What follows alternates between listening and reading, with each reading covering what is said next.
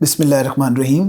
Assalamu alaikum. My name is Waqas Ali Khan. I'm your computer science teacher, and today we are going to start Afaqsan series for grade 2 computer science chapter 2. Chapter number 2 is about digital skills. इसके अंदर हम 4 main SLOs को cover करेंगे. इन SLOs के अंदर हमारे ये concept cover होते हैं जिसके अंदर टाइपिंग को सीखेंगे हम कि टाइपिंग कैसे करते हैं. इसी तरीके से कॉमन सॉफ्टवेयर एप्लीकेशंस कौन कौन सी हैं उनको इस्तेमाल करना सीखेंगे. इसके साथ साथ सर्च इंजन को डिस्कस करेंगे कि सर्च इंजन होता क्या है और उसको इस्तेमाल कैसे करते हैं. और मोस्ट इंटरेस्टिंगली डिजिटल स्टोरी को हम लोग डिस्कस करेंगे कि डिजिटल स्टोरी कैसे बनाई जाती है एक पावर पॉइंट के अंदर. तो let's start with learning of typing. तो लर्निंग ऑफ टाइपिंग के अंदर हम देखेंगे कि सबसे पहले हमारे पास सबसे इंपॉर्टेंट चीज़ क्या है जिससे हम टाइप करते हैं, वो है एक input device that is keyboard. तो कीबोर्ड के जरिए कुछ भी टाइप करके जब आप कोई वर्ड या सेंटेंस बनाते हैं तो इस प्रोसेस को कहते हैं टाइपिंग. अगर आप टाइपिंग में एक्सपर्ट होना चाहते हैं तो उसके लिए हमने इन कॉन्सेप्ट्स के ऊपर फोकस करना है कि सबसे पहले तो आप समझ लें टाइपिंग है क्या. नंबर 2, आप देखेंगे कि आपका कीबोर्ड किस तरह का है, उसको अंडरस्टैंड करें. इसके बाद वेयर शुड योर फिंगर्स गो, आप ये अंडरस्टैंड करें कि आप अपनी फिंगर्स को कैसे रखेंगे कीबोर्ड के ऊपर, आप कैसे टाइप करेंगे. फिर आप उनके साथ गेम्स को खेल सकते हैं, अपनी प्रैक्टिस करेंगे ताकि आपका कीबोर्ड आप ज़्यादा से ज़्यादा उसको अंडरस्टैंड करें. इसी तरीके से टाइपिंग के दौरान किन हैबिट्स को आपने डेवलप करना है ताकि आप थके ना और फास्ट टाइपिंग कर सकें. और सबसे इंपॉर्टेंटली कि हम प्रैक्टिस करते रहें. अब एक एक करके इनको डिस्कस करते हैं. तो सबसे पहले कि आपने कैसे टाइप करना है. तो टाइपिंग से पहले हम अपने सेटिंग पोस्चर के ऊपर फोकस करेंगे. जैसे कि आपको स्क्रीन के अंदर भी नजर आ रहा है कि आपने अपनी कमर को सीधा रखना है, अपनी नेक को सीधा रखना है और अपने हाथों को भी सामने रखना है. अपने पाँव बिल्कुल आप 90 के एंगल के ऊपर रखेंगे. शुरू में आपको इस तरह बैठने में प्रॉब्लम हो सकती है, पर जब आप इसको अपनी हैबिट बनाएंगे तो आप देखेंगे कि आप बहुत कम थकेंगे और इसी तरीके से आप ज़्यादा देर तक काम कर सकते हैं. अब आते हैं हम अपने स्टेप 2 की तरफ कि आपका कीबोर्ड कैसा है. तो हमारे कीबोर्ड के ऊपर जो अल्फ़ाबेट्स हैं वो अल्फ़ाबेटिकल ऑर्डर में नहीं होते, वो कॉवर्टी ऑर्डर के अंदर होते हैं. तो इसको मद्देनज़र रखते हुए हम क्या करेंगे कि हम एक स्पेशल रो के ऊपर अपनी दोनों हाथों की फिंगर्स को रखेंगे. उस स्पेशल रो को हम कहते हैं होम रो, जिसके अंदर जो लेफ्ट हैंड है उसके नीचे आती हैं आपकी A, S, D और F ये फिंगर्स, और इसी तरीके से जो आपका राइट हैंड है उसके ऊपर आता है J, K, L और सेमीकोलन आता है उसके ऊपर. तो हम हमेशा अपने हाथों को इस तरीके से प्लेस करेंगे कि हमारी ये 8 फिंगर्स होम रोज के इन बटन्स के ऊपर आए. और इसके बाद हम लोग टाइपिंग करना शुरू करेंगे और आस्ता आस्ता हमारी टोटल 8 फिंगर्स हैं, इनको प्रैक्टिस हो जाएगी और हम बगैर देखे भी होम रो के ऊपर वापस आएंगे और बड़ी तेज टाइपिंग कर सकेंगे. इसके बाद हम मूव करते हैं कि किस तरीके से हम कॉमन सॉफ्टवेयर्स को इस्तेमाल कर सकते हैं. जो आपके पास सॉफ्टवेयर्स अवेलेबल हैं कंप्यूटर के अंदर, उनमें से एक आपके पास राइटिंग का सॉफ्टवेयर हो सकता है, कोई ड्राइंग का सॉफ्टवेयर हो सकता है और इसी तरीके से एजुकेशनल गेम्स हो सकती हैं जिसके ज़रिए आप लर्न करते हैं. तो सबसे पहले हम आते हैं राइटिंग के सॉफ्टवेयर की तरफ. तो जो आपका राइटिंग का सॉफ्टवेयर होता है इसको हम कहते हैं वर्ड प्रोसेसर. वर्ड प्रोसेसर कोई भी ऐसा सॉफ्टवेयर जिसके ऊपर आप टाइपिंग कर सकें, लिख सकें वर्ड्स को, सेंटेंसेस को, पैराग्राफ्स को. तो हमारे पास काफ़ी ज़्यादा अवेलेबल हैं, पर हम जो डिस्कस करेंगे वो है MS वर्ड, माइक्रोसॉफ्ट वालों का वर्ड. इसको यूज़ करने के अंदर आपके पास काफ़ी स्टेप्स हैं, पर इनके अंदर से मेन स्टेप को हम आपके सामने लेकर आते हैं जिनको आप फॉलो करेंगे तो आप वर्ड प्रोसेसिंग की एक्टिविटी को बड़ी आसानी से समझ भी लेंगे, कर भी लेंगे. तो ये 9 स्टेप्स हैं. पहला स्टेप क्या है? ऑब्वियसली कि हम माइक्रोसॉफ्ट वर्ड को लोकेट करें, ओपन करें. हम पहले सीख चुके हैं कि कैसे हम किसी भी सॉफ्टवेयर को ओपन कर सकते हैं. फिर आप क्या करें, अब क्योंकि आपके पास ये एक वर्ड प्रोसेसर है तो इसके अंदर आप कुछ भी टाइप कर सकते हैं. फॉर एग्जाम्पल अपना नाम टाइप कर लें, कोई एक सिंपल सेंटेंस टाइप कर लें, ठीक है. इसके साथ साथ आप क्या कर सकते हैं, कलर चेंज कर सकते हैं टेक्स्ट का, जो आपने टाइप किया उसका साइज चेंज कर सकते हैं, ठीक है.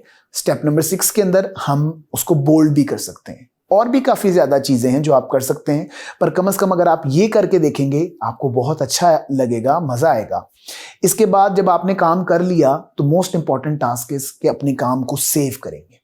सेव करने के लिए आपको क्या करना है कि आप उसका जो आइकन है सेव का, जो कि आपके पास स्क्रीन के ऊपर लेफ्ट साइड के ऊपर मौजूद होता है, वहां से भी आप सेव के ऊपर क्लिक कर सकते हैं और फाइल के ऊपर क्लिक करके उसके अंदर जाकर वहां से भी आप उसको सेव कर सकते हैं।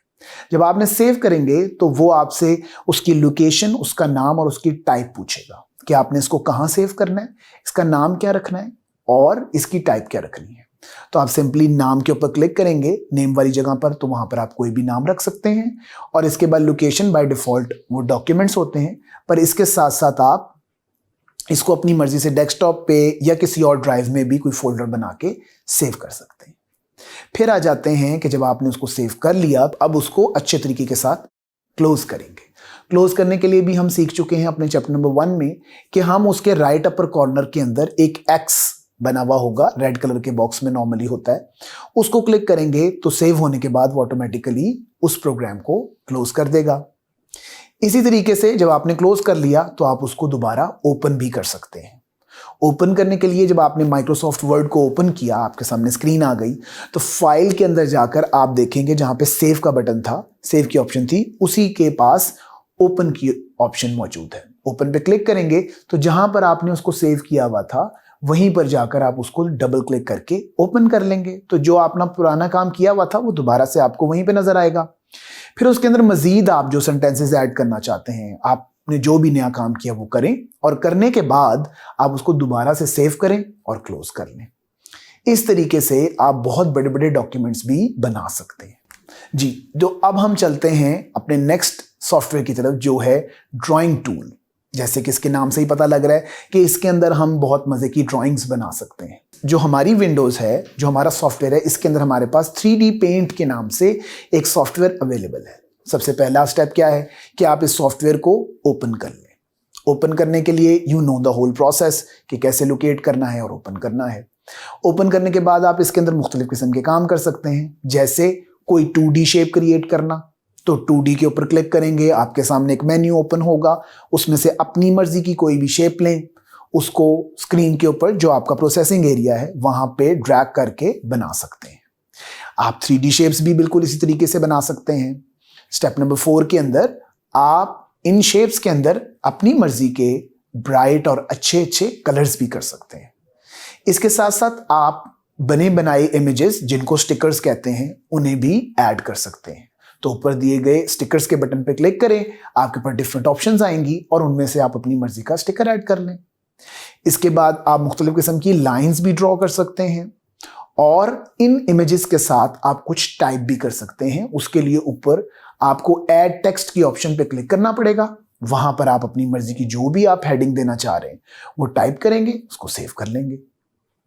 तो सेव आपने कैसे करना है, जैसे आपने MS वर्ड के अंदर सेव किया था कि आप फाइल के ऊपर क्लिक करेंगे, वहां पर सेव की ऑप्शन होगी, सेव के ऊपर क्लिक करेंगे तो आपसे वो 3 चीजें पूछता है। क्या क्या?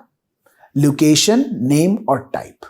वहां से आप नाम अपनी मर्जी का रखें, जो आपको अच्छा लगता है, जो आपने इमेज बनाया है उससे रिलेटेड नाम रखें, और टाइप को चेंज किए बगैर लोकेशन आप अपनी मर्जी की रख सकते हैं। बाय डिफॉल्ट ये इमेजेस कहां पे सेव होंगे? पिक्चर्स के अंदर।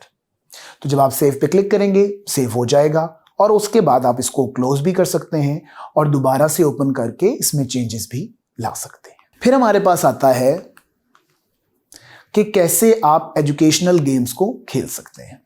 ऐसा सॉफ्टवेयर, ऐसी गेम्स जिसके अंदर आप कुछ सीख रहे होते हैं, इनको हम कहते हैं एजुकेशनल गेम्स। ऑनलाइन इंटरनेट के ऊपर बहुत ज्यादा गेम्स अवेलेबल है।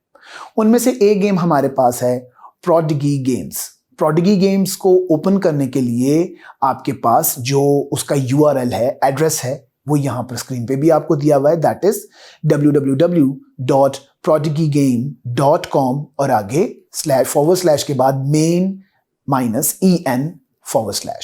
जब आप ये लिखकर एंटर करेंगे तो आपके सामने उनका मेन पेज ओपन हो जाएगा। वहां से आप जो ऊपर उनका मेन बैनर है उसमें से गेम के ऊपर क्लिक करेंगे। जब आप गेम के ऊपर क्लिक करेंगे वहां पर काफी ज्यादा गेम्स की ऑप्शंस नजर आएंगी।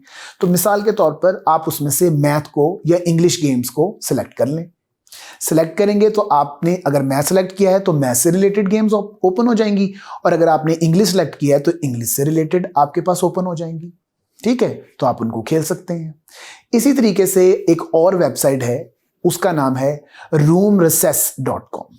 तो आप वहां पे जाके जो आपका ब्राउजर है उसके अंदर आप URL के अंदर टाइप करेंगे www.roomrecess.com। उसके ऊपर क्लिक करने के ऊपर अगेन वहां पर आपके सामने ऑप्शंस आ जाएंगे कि आप मैथ से रिलेटेड गेम खेलना चाहते हैं, आप रीडिंग से रिलेटेड गेम खेलना चाहते हैं, वर्ड या इसके अलावा कुछ, तो आप वहां से अपनी मर्जी का जो भी ऑप्शन है उसको सिलेक्ट करेंगे। तो आपके सामने काफी ज्यादा ऑप्शंस ओपन हो जाएंगी। उनमें से जो आपको ज्यादा अच्छी लग रही है उसके ऊपर आप क्लिक करें और उसको खेलें, एंजॉय करें। चलें, अब हम डिस्कस करते हैं कि सर्च इंजन किसे कहते हैं। सर्च इंजन एक ऐसी वेबसाइट है, एक ऐसा टूल है जिसके जरिए आप अपनी मर्जी की अपने इंफॉर्मेशन या अपने टॉपिक से रिलेटेड दूसरी वेबसाइट्स को सर्च कर सकते हैं। इसके अंदर हमारे पास बहुत सी ऑप्शंस अवेलेबल हैं, जैसे गूगल एक बहुत मशहूर सर्च इंजन है, इसी तरह बिंग है, याहू है और भी काफ़ी है। तो आपने क्या करना है, आपने सिंपली जाकर उसका URL के अंदर टाइप करना है। चलें, हम आपको उसका कंप्लीट प्रोसेस बताते हैं कि आप किसी सर्च इंजन को कैसे यूज़ कर सकते हैं।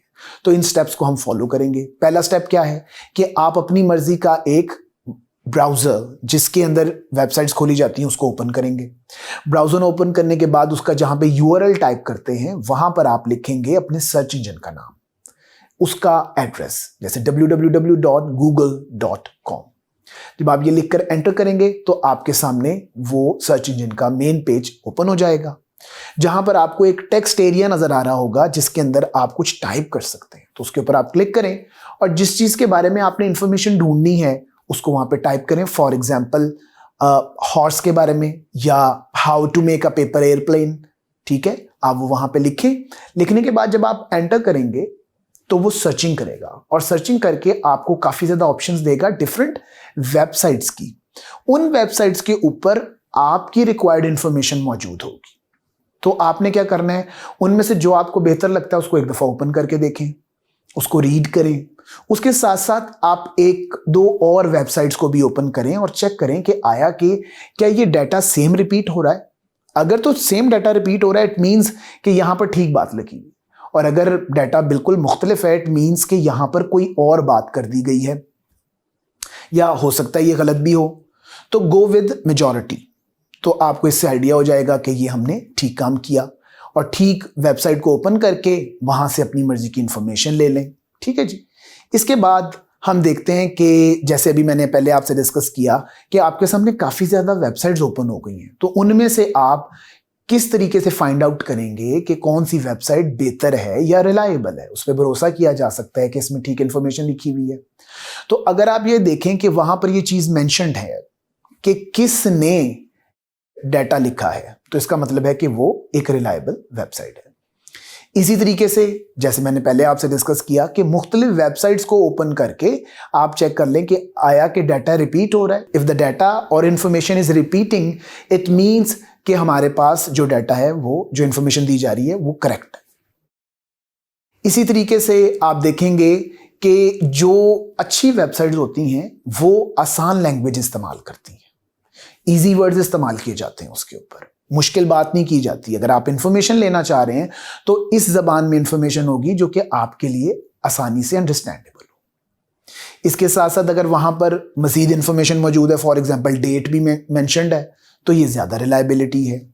इसी तरीके से उस वेबसाइट का नाम जो है अगर वो एंड करता है .edu से, इसका मतलब है वो एजुकेशनल वेबसाइट है, या .org से, इसका मतलब है वो एक नॉन प्रॉफिट ऑर्गेनाइजेशन है, तो ये रिलायबल होने की निशानी होती है।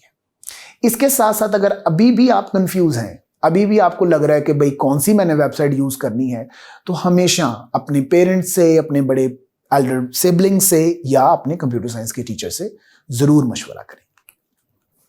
चलें, जब अब हम क्योंकि इतने ज्यादा काम कर रहे हैं ऑनलाइन, तो अब हमें रिस्पॉन्सिबली इसको इस्तेमाल करना आना चाहिए कि जब आप इंटरनेट यूज कर रहे हैं तो क्या रिस्पॉन्सिबिलिटीज हैं आपकी, या आपको किन चीजों का ख्याल रखना चाहिए।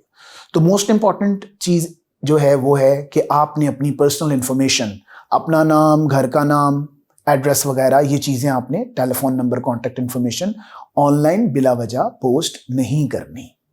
किसी भी अजनबी को इस तरह की इंफॉर्मेशन नहीं देते। पर जब आप किसी से बात कर रहे हैं तो you have to be nice and kind, polite आपने तरीके से बात करनी है। जैसे हम रियल लाइफ के अंदर अपने किसी फ्रेंड से या अपने किसी एल्डर से बात करते हैं, इसी तरीके से हमने ऑनलाइन भी इस चीज़ का खास ख्याल रखना है। और जब भी आपको कोई चीज़ परेशान करे या आपको समझ में ना आए तो हमेशा अपने किसी बड़े से उसको डिस्कस करना है, ताकि वो आपको ठीक से समझा सकें कि ये क्या बात है।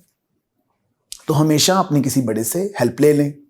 तो हमने पहले देखा कि वेबसाइट्स सेफ और रिलायबल वेबसाइट्स कौन सी होती हैं, तो सिर्फ हमने सेफ और रिलायबल वेबसाइट्स को ही इस्तेमाल करना है। इसके साथ साथ जब भी आप किसी नई वेबसाइट को यूज करने जा रहे हैं और आपको नहीं पता लग रहा कि ये किस तरह की वेबसाइट है, तो किसी से पूछकर इजाजत लेकर यूज करें। और जब आप इंटरनेट को इस्तेमाल कर रहे हैं, कंप्यूटर के ऊपर बैठ रहे हैं, फोन यूज कर रहे हैं, तो हमेशा दरमियान में ब्रेक्स लें। कॉन्टिन्यूसली बहुत ज्यादा यूज करने से आप थक सकते हैं, आपकी बॉडी जो है वो इतना ज्यादा बर्दाश्त नहीं करेगी स्ट्रेस। तो गेम्स भी खेलें, ब्रेक्स भी लें, ठीक है जी। इसके साथ साथ एक और बड़ी इंपॉर्टेंट चीज जब आप ऑनलाइन इंफॉर्मेशन लेते हैं, जो कि आपके जहन में होनी चाहिए, वो है कि आपने उस इंफॉर्मेशन की साइटिंग करनी है। तो इससे पहले हम ये देख लें कि साइटिंग क्या होती है और उसको करते क्या है। साइटिंग कहते हैं कि जिससे आप डाटा ले रहे हैं, जिससे इंफॉर्मेशन ले रहे हैं, जिसकी चीज इस्तेमाल कर रहे हैं, उसको उसका क्रेडिट दिया जाए। अगर आपने किसी का इमेज लिया है तो भैया आपको बताना चाहिए कि ये इमेज मेरा बनाया हुआ नहीं है, ये मैंने फलां वेबसाइट से लिया और इसका डिजाइनर या इसका पेंटर फलां शख्स है। इसी तरीके से कोई भी इंफॉर्मेशन आपने यूज करनी है तो ये बड़ी एथिकल और अच्छी आदत है कि आप उसकी साइटिंग करें। इससे एक और सबसे बड़ा फायदा ये है कि जो आपके मटेरियल को देखेंगे, इंफॉर्मेशन को देखेंगे, उनको भी नजर आएगा कि इसने मेहनत की है और ये बहुत अच्छे तरीके से काम करना जानता है। तो उसमें क्या क्या करते हैं साइटिंग के अंदर कि आप ऑथर का या पेंटर का, जो भी उस चीज को बनाने वाला है, उसका नाम लिखते हैं और उसका टाइटल इस्तेमाल करते हैं, डेट इस्तेमाल करते हैं, और जहां से आपने वो चीज ली वो भी, मतलब उस वेबसाइट का एड्रेस भी आप लाजमी देते हैं। अब हम मूव करेंगे कि डिजिटल स्टोरी कैसे बनाई जाती है पावर पॉइंट के अंदर। तो पावर पॉइंट एक ऐसा सॉफ्टवेयर है जिसके अंदर आप स्लाइड्स बनाते हैं और हर स्लाइड के अंदर कुछ इंफॉर्मेशन देते हैं।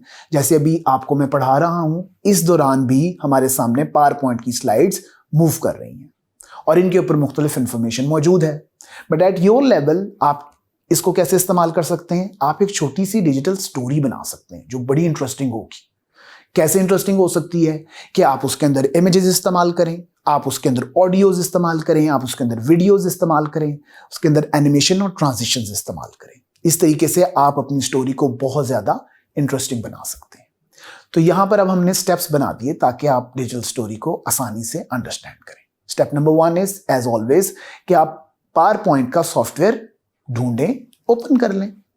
ओपन करने के बाद आपके सामने कुछ ऑप्शंस आएंगे जिनमें से होगा कि भाई न्यू स्लाइड आप बना लें। तो स्टेप 2 क्या है आपका कि आप न्यू स्लाइड ओपन कर लें।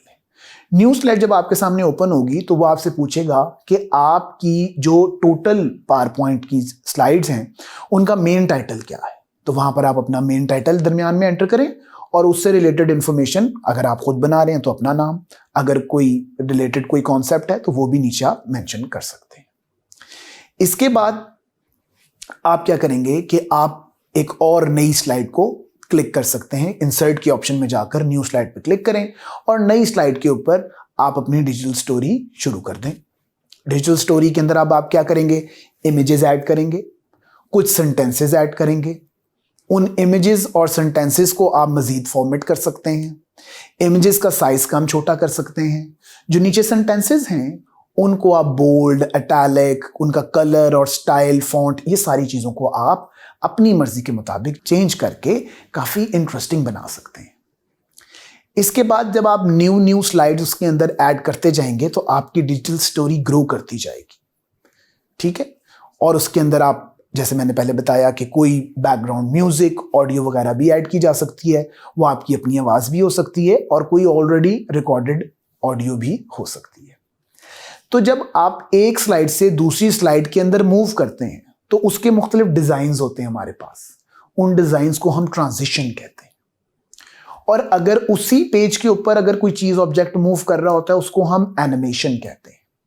अब ये सारे काम जब आपने कर लिए, बहुत मजे की डिजिटल स्टोरी बना ली, तो सबसे इंपॉर्टेंट काम जो हम अपने पिछले सॉफ्टवेयर में भी करते रहे वो क्या है कि अपने किए हुए काम को सेव करना। और इन सबका प्रोसेस सेम है क्योंकि ये सारे एक ही सॉफ्टवेयर कंपनी ने बनाए हुए हैं, तो इसका तरीकेकार भी उन्होंने सेम रखा कि क्या करें, आप फाइल के अंदर जाएं, लेफ्ट अपर कॉर्नर के अंदर फाइल का ऑप्शन होगा, उस पर क्लिक करेंगे, आपके सामने कुछ ऑप्शंस आएंगे, उसमें से सेव के ऊपर क्लिक करें। अगेन आपसे वो 3 चीजें पूछेगा कि इसकी लोकेशन कहाँ पे रखनी है, इसका नाम क्या रखना है और इसकी टाइप क्या करनी है। लोकेशन आपकी मर्जी है, ये डॉक्यूमेंट्स में सेव होता है बाय डिफॉल्ट, और नाम आप अपनी मर्जी, जो भी डिजिटल स्टोरी आपने बनाई है आप उसके रिलेटेड एक नाम रख लें अच्छा सा, और टाइप को आपको चेंज करने की जरूरत नहीं है। आप उसको सेव पे क्लिक करेंगे तो now what ever you have done is save. जब आपने सेव कर लिया है तो आप इसको दोबारा भी रीओपन करके इस्तेमाल कर सकते हैं, जैसे हमने वर्ड प्रोसेसर और 3D पेंट की दफा डिस्कस किया था। ठीक है जी। तो अब हम चलते हैं असेसमेंट की तरफ। असेसमेंट में हमारे पास यहां पर मौजूद हैं कुछ शॉर्ट क्वेश्चंस। तो पहला सवाल है, why is it important to check if a website is trustworthy, कि क्यों जरूरी है एक वेबसाइट को इस्तेमाल करने से पहले कि वो एक काबिल एतमाद, रिलायबल, एक अच्छी सेफ वेबसाइट है। इसलिए कि उसके ऊपर गलत इंफॉर्मेशन हो सकती है। अगर आप गलत इंफॉर्मेशन से अपना काम कर लेंगे तो आपका काम कंप्लीट भी नहीं होगा और आपकी इंसल्ट भी हो सकती है क्लास के अंदर। इसी तरीके से उसके ऊपर कोई और नुकसानदेह चीज भी हो सकती है जो आगे चलकर अगली क्लासेस में आप पढ़ेंगे कि उसमें वायरसेस भी आ सकते हैं। अब हम देखते हैं question number 2, that is imagine you are working on a class project, how would you use a search engine to find information, what should you do to make sure the information is accurate. तो जो हमने concept अभी तक discuss किए उसके अंदर हमने complete steps discuss किए थे कि किस किस तरीके से आप सर्च इंजन ओपन करके अपना रिलेटेड इंफॉर्मेशन ढूंढ के एक अच्छी रिलायबल वेबसाइट को सर्च कर सकते हैं। उन सारे स्टेप्स को फॉलो करें और आपका ये वाला सवाल भी बड़ी आसानी से कंप्लीट हो जाता है। But still if you have issues तो you can ask your computer science teacher, तो वो आपको बड़े अच्छे तरीके से गाइड करेंगे। नेक्स्ट हमारे पास जो क्वेश्चन है that is match column A with column B. इसके अंदर फॉर एग्जांपल आप देखें कि सबसे पहला जो कॉलम बी में लिखा हुआ है वो है इंटरनेट ब्राउजर। अब आप कॉलम ए के अंदर देखें, इसमें क्या क्या है हमारे पास, पेंट 3D, सर्च इंजन, साइटिंग, माइक्रोसॉफ्ट वर्ड और गूगल क्रोम। तो गूगल क्रोम हमारे पास एक इंटरनेट का ब्राउजर है। इसी तरीके से दूसरा अगर आप बी के अंदर देखें, give proper credit to source of information, तो ये क्या होती है, ये होती है साइटिंग, जो कि हमारे पास थर्ड ऑप्शन है कॉलम ए के अंदर। इसी तरीके से आप इसकी बाकी रिमेनिंग 3 ऑप्शंस को भी मैच कर सकते हैं। अभी तक के लिए इतना ही इंफॉर्मेशन थी हमारे पास। अगर स्टिल आपके पास मजीद कोई क्वेश्चंस हैं तो आप अपने कंप्यूटर साइंस के टीचर से पूछ सकते हैं। Thank you very much. अस्सलाम वालेकुम।